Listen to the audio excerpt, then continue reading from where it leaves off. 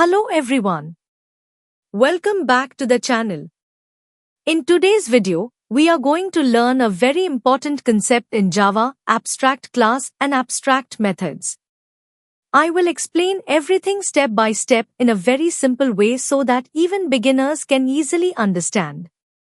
So let's start. First, let's understand.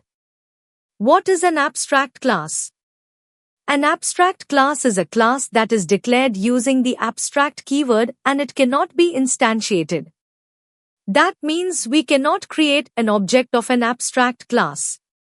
An abstract class can contain abstract methods, normal, concrete methods. Abstract class is mainly used to achieve abstraction in Java. Abstract method definition. Now, what is an abstract method? An abstract method is a method that is declared without a body, and it must be implemented by the subclass. So we only declare the method, but we do not write its implementation inside the abstract class. One line to remember. Always remember this simple line. Abstract class is equal to incomplete class.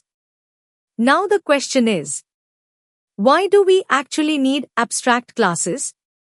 Abstract classes are very important in Java because they help in designing better and more structured programs. Let's understand the main reasons one by one.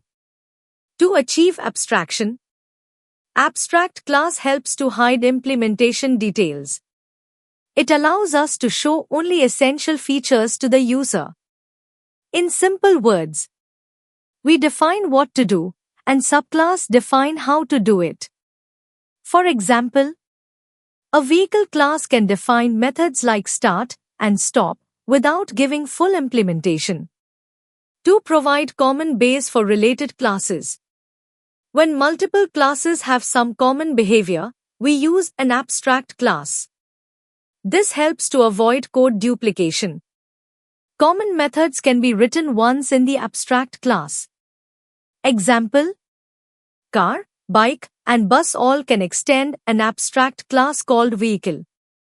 So instead of writing common code again and again, we reuse it.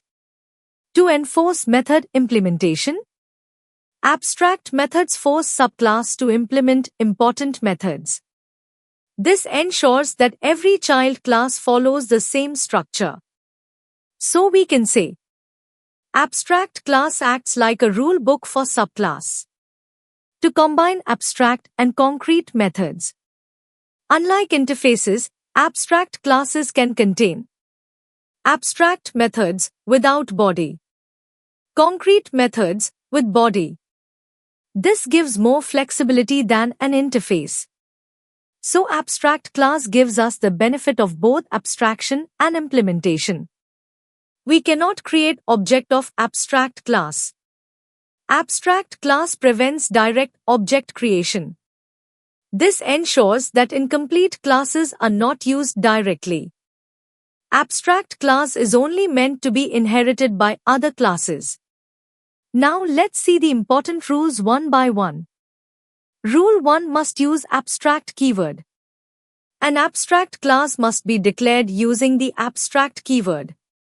Example: abstract class vehicle. Rule 2 cannot be instantiated. We cannot create an object of an abstract class. Vehicle v is equal to new vehicle, not allowed. Rule 3 can have abstract methods. It can contain methods without body. Abstract void start. Rule 4 can also have concrete methods. It can contain normal methods with implementation. Void stop. System.out.println, stopped. Rule 5 can have constructors. Even though we cannot create objects, abstract classes can still have constructors. Rule 6 can have variables. It can contain instance variables, static variables. Rule 7 subclass must implement abstract methods. Any normal subclass must implement all abstract methods. Otherwise, the subclass must also be declared abstract. Rule 8 can have static and final methods. Abstract classes can contain static methods, final methods. Rule 9 can extend class and implement interface. Abstract class supports both inheritance, interface implementation. Rule 10 can have access modifiers.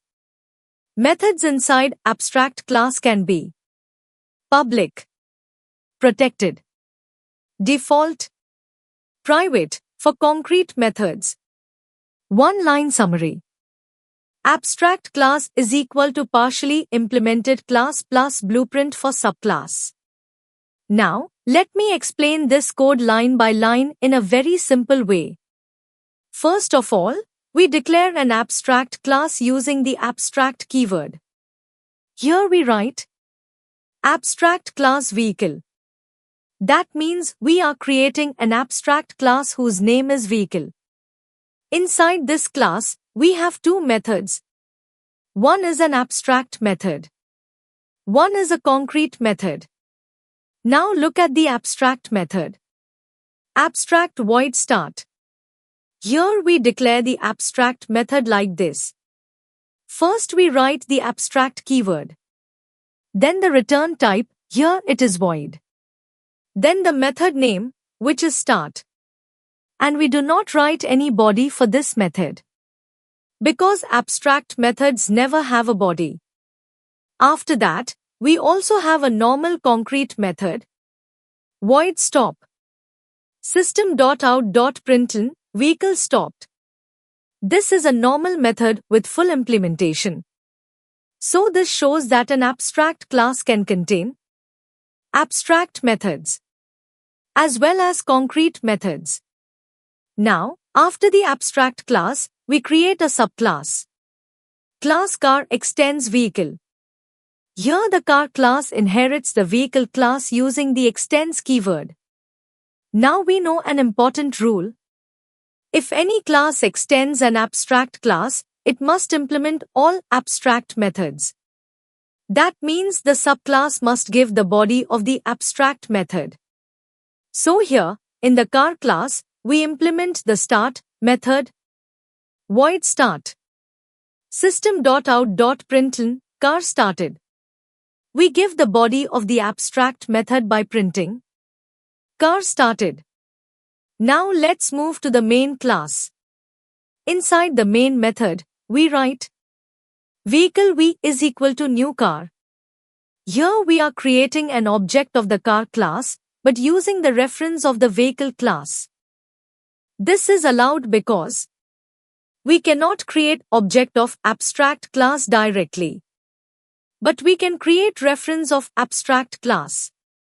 After that, we call the methods. v.start.